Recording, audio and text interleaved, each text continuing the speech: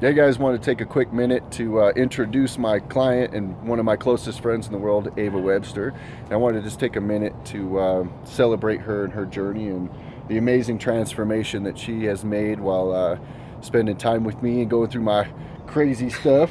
So Ava, if you wouldn't mind, take a second just to tell us a little bit about yourself and what your experiences were and how you came to get here. Well, I guess the first place to start would be at the beginning, obviously, which in my case is about, a little over 2 years ago. March 2014, to be precise. I was 55 years old and obese. I was 5'2" and pushing 180. Like everybody else, I'd tried losing weight before and I'd lost weight and plateaued and got frustrated and gained it all back, and something that month was just telling me it was time to take control of my life. Absolutely. And I knew about Mike because he'd helped my son lose 100 pounds, so I pulled out that old business card of his that said transformation specialist. Right. And that's what I needed, was a transformation. Right. So I called him up and started with him just nutritionally that first month, kind of get my feet in the water, and I realized I could do this. It wasn't that hard. I'd lost, 8-10 pounds, I guess, that first month, and that voice was still telling me, you need to take charge of your life. Yeah, keep pushing for more, right? Like, right. What is our motto around here? Conquer fucking everything, right? Yep. So in April, I jumped into it and started training with him twice a month, or twice a week. Twice a week. And I'll tell you, as a fat 55-year-old woman, walking into that gym the first time is really scary. Right. You think everybody's looking at you, what's she doing in a gym? But, Mike, you were so great about putting me at ease and just finding that I was comfortable there. I didn't care what anybody else thought. And that's huge, right? That's important. Is stop caring what everybody else thinks. It's your journey. Everybody else has their own journey. Let them worry about them. You worry about you. Oh, yeah. And that's what I did. I just kind of blocked out everybody else in the gym and I focused on me.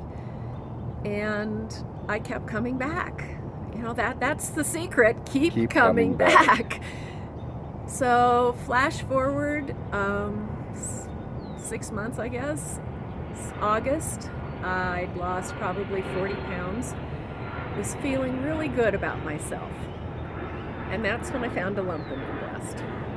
And I credit Mike a lot, my doctors credit Mike a lot, because if I hadn't lost that weight, I may not have found the lump.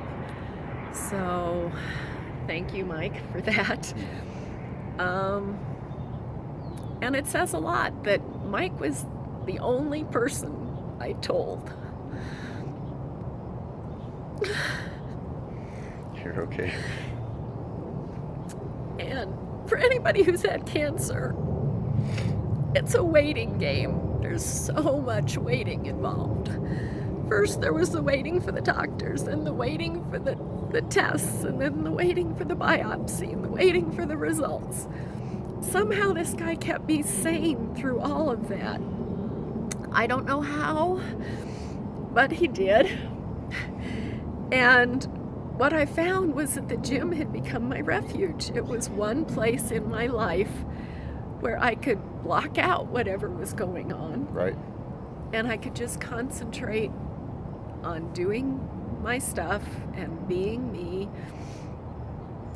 But even then, when that diagnosis of breast cancer came back, it was a real punch in the gut. You try so hard, and then you think you're on top of it, and then something like that comes down.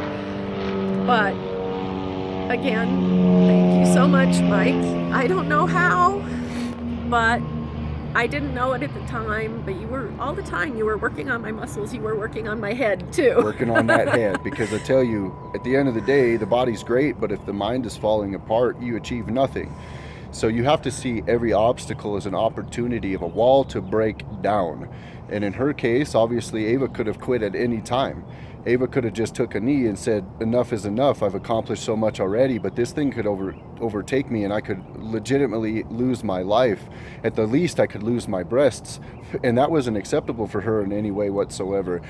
It was our job together as a team to make sure that her head was in the game all the time, and that she had that no surrender attitude. And like I said before, we have a conquer everything motto, where you don't let life's obstacles get in the way of you achieving your dreams and your goals. It's unnecessary. You want to break those walls down. And my biggest gift is being able to help people break those barriers down. There is nothing in this world that can conquer you. You conquer it. We only are conquered by the things we allow ourselves to be conquered by. Well, and Mike's always talking about finding your why.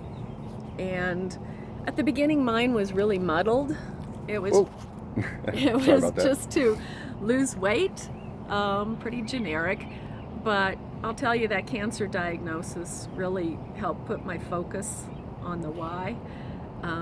My mom had died when I was 10. She was 46. My dad died when he was 64. So here I was, kind of in the middle there, and with a cancer diagnosis. So my why became, I want to be there for my family. And that really helped focus me and get through it all. So we did. And what happened? What was the result, like, overall? So we know, you started your journey with me at, over 180 pounds, and then we ended up where? We ended up being able to take this to a whole nother level, and did something that was way out of her comfort zone because she had the right mindset. So here's a 57-year-old woman who decided, you know what, I think I'm going to be a competitor now, and just decided to jump into her first women's physique competition. Yep. So not only did we get the weight off, but then we turned her into a physique champion where she went in there and got herself some hardware, huh? Oh, yeah. And that was my next splash forward, was my first competition, the exclamation point on this journey. And now my next goal is to make it on a national stage before I'm 60. You bet. So we're working on that. You bet. We'll do just that. Well, thank you so much, Ava, for telling us about your journey and sharing your life story with us, and kind of where you came from and where you got to. And the journey's not over yet. Like, we never stop. We take pauses in life, and sometimes you got to reset, refocus, and decide what's most important to you. Vision is everything, but mindset is really what makes or breaks people. And if you have that head straight, you can do anything that you want to, and she's proof of that. So again, thank you so much for being so wonderful, and trusting in me that I could take you wherever you wanted to go, and the journey isn't over. It isn't. It isn't. All right, take care.